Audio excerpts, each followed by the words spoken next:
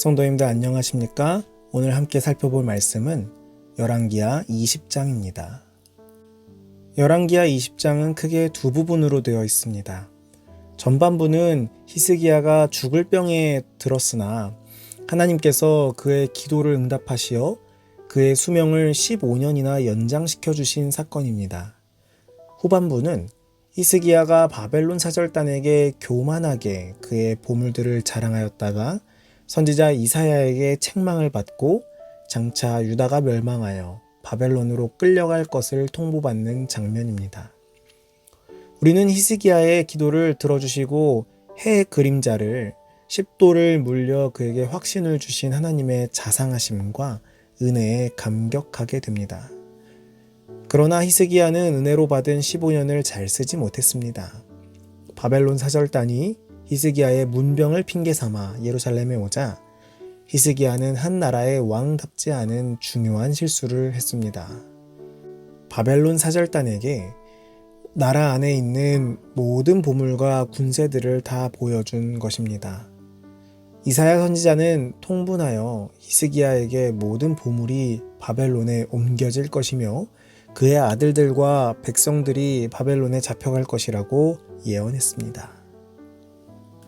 1절에 그때 히스기야가 병들어 죽게 되매 아모스의 아들 선지자 이사야가 그에게 나아와서 그에게 이르되 여호와의 말씀이 너는 집을 정리하라 내가 죽고 살지 못하리라 하셨나이다. 히스기야가 병들어 죽게 된 때는 언제입니까? 히스기야는 총 29년을 통치했는데 병이 나아서 15년을 더 살았으므로 병이 들 때는 히스기야 제14년 때입니다. 즉 그의 통치 중간에 병이 든 것이죠. 히스기야 제14년은 또한 아수르 왕 사네립이 쳐들어온 해입니다. 그때 히스기야는 심지어 성전 기둥에 입힌 금까지 벗겨 아수르 왕에게 주었습니다. 이사야 선지자가 죽고 살지 못하리라 라고 한 것으로 보아 히스기야는 죽을 병에 걸린 것이 틀림없습니다. 선지자의 예언은 히스기야에게 살아날 수 있는 어떤 희망도 없음을 의미했습니다. 2절에 히스기야가 낯을 벽으로 향하고 여호와께 기도하여 이르되 히스기야는 그 절망적인 소식을 듣고 어떻게 했습니까? 히스기야는 왕의 권세를 사용하여 유명한 의사들을 구한다든지 혹은 특효약을 구하는 데 시간을 낭비하지 않았습니다. 그는 낯을 벽으로 향하고 기도하기 시작했습니다.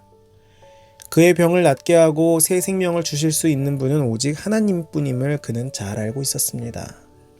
낯을 벽으로 향한다는 것은 세상의 모든 것을 버리고 오직 하나님께만 매달리는 기도자의 간절한 모습입니다. 3절에 여호와여 구하오니 내가 진실과 전심으로 주 앞에 행하며 주께서 보시기에 선하게 행한 것을 기억하옵소서 하고 히스기야가 심히 통곡하더라. 히스기야는 심히 통곡하면서 무엇을 기억해달라고 하나님께 기도하였습니까? 히스기야는 그가 진실과 전심으로 주 앞에 행하며 주께서 보시기에 선하게 행한 것들을 기억해달라고 하나님께 탄원합니다. 이것은 히스기야가 그의 선행을 자랑하거나 교만한 마음에서 말한 것이 아닙니다. 하나님께 대한 그의 사랑이 진실되었기 때문에 그것을 고백한 것뿐입니다. 그것이 사실이기에 하나님께서는 그 말들을 불쾌하게 여기지 않으시고 그의 기도를 응답해 주셨습니다. 4절에 이사야가 성읍 가운데까지도 이르기 전에 여호와의 말씀이 그에게 임하여 이르시되 하나님의 예언은 조건적입니다. 조건이 달라지면 약속이나 예언도 달라지는 경우가 있죠. 기도와 간구가 하나님의 뜻에 맞기만 하면 즉각 응답해 주십니다. 응답을 미루면서 우리를 애태우시는 분이 아니십니다. 이사야가 성읍을 벗어나기도 전에 하나님의 말씀이 다시 임했다는 것은 히스기야가 미루지 않고 즉시로 하나님 앞에 기도했다는 것과 하나님께서 곧바로 응답하셨다는 것을 우리는 알 수 있습니다. 12절에 그때 발라단의 아들 바벨론의 왕 브로낙 발라단이 히스기야가 병들었다 함을 듣고 편지와 예물을 그에게 보낸지라. 히스기야가 병들었다는 소식을 듣고 바벨론 왕이 병문안 사절을 보내왔습니다. 그런데 히스기야는 우쭐한 나머지 바벨론 사절단에게 정말 많은 것들을 보여주게 되죠. 만사가 잘 되고 있을 때가 정말로 가장 위험한 때입니다. 다윗도 성공의 최고봉에 있을 때 삽시간에 나락으로 떨어졌습니다. 그의 병문안을 위하여 강대국의 사신이 도착하자 히스기야는 교만해져서 사신들에게 그의 부와 강대함을 자랑하기 시작했습니다. 히스기야는 모든 보물을 창고와 또 무기 창고들을 바벨론의 사신들에게 공개했습니다. 그런 이적 행위는 한 나라의 군주로서 치명적인 실수였습니다. 그리하여 바벨론은 유다의 모든 군사력과 무기들에 관한 정보를 소상히 얻을 수 있었고 전쟁이 나면 약탈해갈 보물의 목록도 미리 작성할 수 있었을 것입니다. 히스기야에게 있어서 바벨론 사절단이 방문한 그 순간은 하나님을 증거할 수 있는 정말로 좋은 기회였습니다. 하나님께서 그를 죽을 병에서 고쳐주신 이야기며 해시계의 그림자가 10도를 물러난 놀라운 이적은 먼 나라까지 광범위한 관심을 불러일으키고 있었습니다.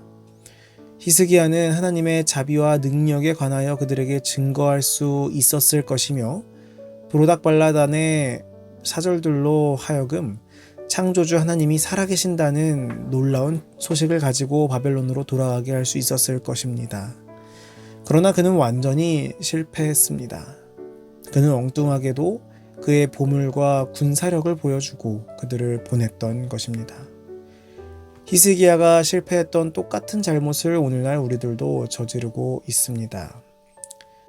우리는 우리 주변에 있는 이들에게 무엇을 드러내야 합니까? 우리는 삶을 통하여 하나님을 드러내야 합니다. 우리의 삶 가운데 우리를 축복하시고 인도하시는 하나님을 충실히 드러내는 주의 자녀들이 되기를 간절히 소망합니다.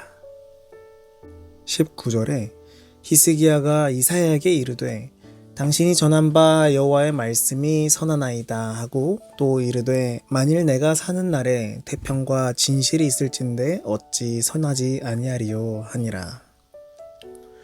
히스기야가 이렇게 말한 것은 비록 후대에는 형벌이 있을 것이나 자기가 살아있는 동안에 자신은 형벌을 받지 않게 되었기 때문에 안심이 되어서 하는 말은 결코 아닙니다. 히스기야가 이렇게 이야기한 것은 여호와의 말씀에 대한 순복의 표시로서 왕의 편에서 공적인 태도를 표명한 것입니다. 즉 히스기야는 자신의 죄를 시인하고서 엄청난 징책을 선고한 하나님의 말씀을 정당한 것으로 받아들인 것입니다. 히스기야는 하나님의 칭찬을 받은 복이 드문 정직한 왕이었습니다.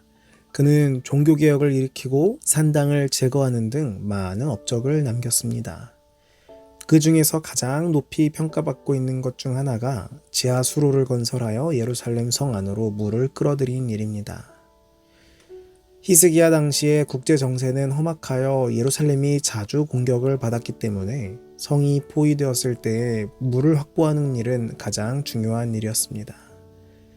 이런 히스기야의 뒤를 이어 므낫세가 왕이 되었는데 므낫세라는 이름의 뜻은 망각해 하는 자입니다. 유다 제14대 왕으로 등극한 그는 그 이름에 걸맞게 아버지 히스기야의 선행을 잊어버리고 악정을 일삼았습니다. 오늘 우리는 히스기야에 대한 말씀을 살펴봤습니다. 히스기야는 어려울 때 정말로 하나님만을 의지하는 모습을 살펴볼 수 있습니다. 왕이었음에도 불구하고 그의 힘을 의지하는 것이 아닌 하나님께 간절히 기도함으로 죽을 병을 치료받은 사실은 우리에게 큰 소망이 됩니다. 그러나 이렇게 믿음으로 승리했던 히스기야도 교만해져서 하나님께 묻지 않고 적군에게 모든 것을 다 보여줬을 때 그는 결국 또 넘어지게 되었습니다. 최고로 성공한 때가 가장 타락하기 쉬운 때임을 우리는 기억해야 합니다. 언제나 주님께 의지하며 히스기야처럼 믿음으로 승리하는 우리 모두가 되기를 간절히 소망합니다. 오늘은 청년반 황병현 청년을 위해 기도하도록 하겠습니다. 하늘에 계신 아버지, 오늘도 말씀으로 하루를 시작하게 하심에 감사합니다. 주님, 오늘은 황병현 청년을 위해 기도합니다.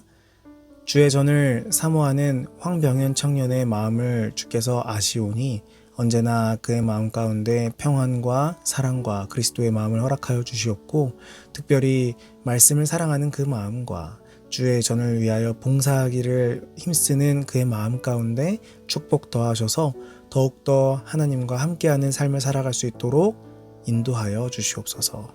주님, 오늘 살펴본 말씀처럼 주님께만 의지하게 되기를 간절히 원합니다. 우리가 성공할 때, 그리고 잘 되어가는 것 같은 그때가 사실은 정말로 넘어지기 쉬운 때임을 기억하고, 그럴 때일수록 더욱 주님께 의지하며 주님만 바라보며 나아가는 주의 자녀 될 수 있도록 인도하여 주시옵소서. 오늘 하루도 주님께 온전히 맡겨오며 예수님 이름으로 기도합니다. 아멘.